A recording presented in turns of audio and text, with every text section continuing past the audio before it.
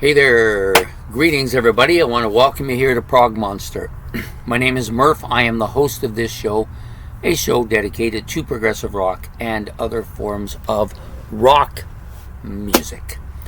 So we're doing a kind of a one-off show here, as I promised when I did this week on Sunday. I was going to do a couple of one-offs in the next little while, so this is one of the two. This is called Compilations, which is just basically my kind of ode to the K-Tel network, where they used to put out those little K-Tel albums. Well, they were vinyl albums, but this big. And they throw some kind of rock thing together. You know, sometimes it was all women, and sometimes it was all men, and then sometimes it was hard rock, or sometimes it was 50s rock, or 60s rock, or 70s rock. Every once in a while they would do some quirky one too, and so we're going to do the quirky one today. So this is a compilation of quirky rock songs put out by K-Tel, or in this case put out by me, because K-Tel isn't making these things anymore. So I've put together a compilation of 13 songs, 6 of them on side 1 and 7 of them on side 2. I think it works out to about 49 or 50 minutes, about 24 or so on the first side, maybe a little bit less on the back side. I'm not sure.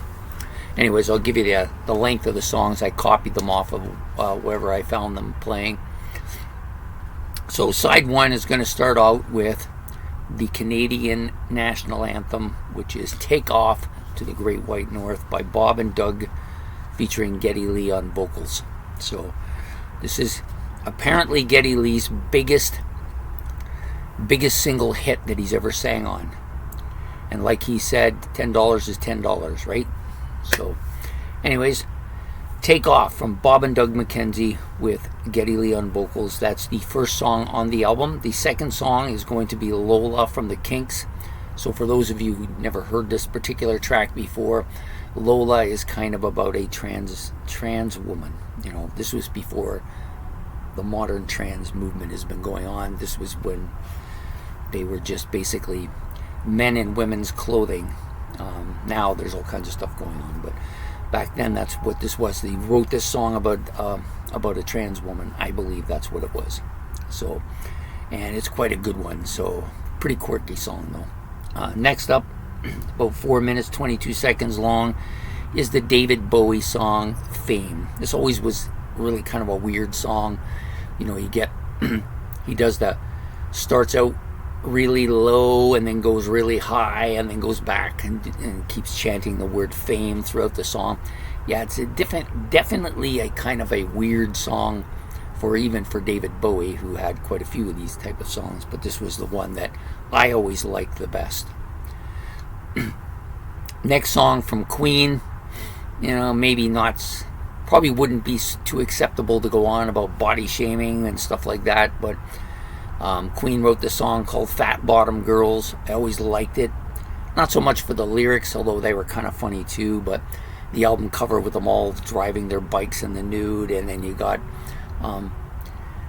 this real kind of catchy riff going on throughout the whole song. Real, you know, it's kind of a humorous song, and that's what you got to take it with a grain of humor. So the next song out is about 3 minutes 22 seconds in length. Is called A Song from Warren Zevon. Now Warren Zevon has a lot of kind of really good stuff too, but he's got this one really quirky song called Werewolves of London.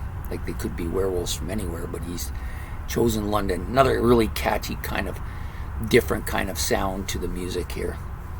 The next song out is an old American classic from the 1800s, but redone by the Byrds, which were a California band.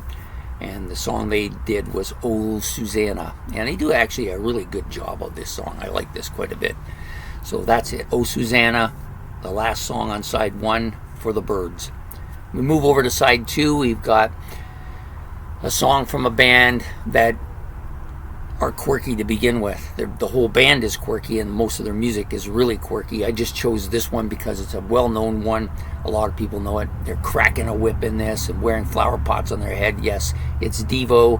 Song's 2 minutes and 46 seconds long, and the song is Whip It. Yeah, always been a quirky song. Definitely belongs on an album like this. The next song out,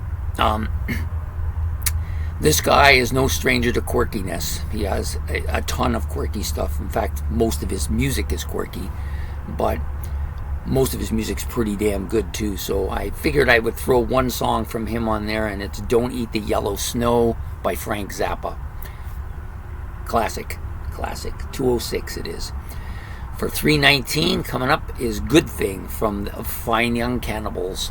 Yeah, it's kind of a silly song, but they sing it with such sincerity that it makes you think it's a serious song, but it's really just a quirky song. Number 407, or the next song out, 407 in length, is a Chuck Berry song that he was really just bringing back his career that was pretty much dead at this point. But he wrote this song, My Ding-a-Ling.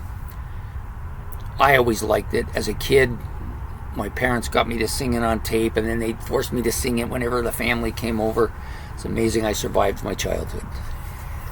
Next up is a song that some might not think of as a quirky song, but if you listen to the lyrics, it's kind of silly in a way.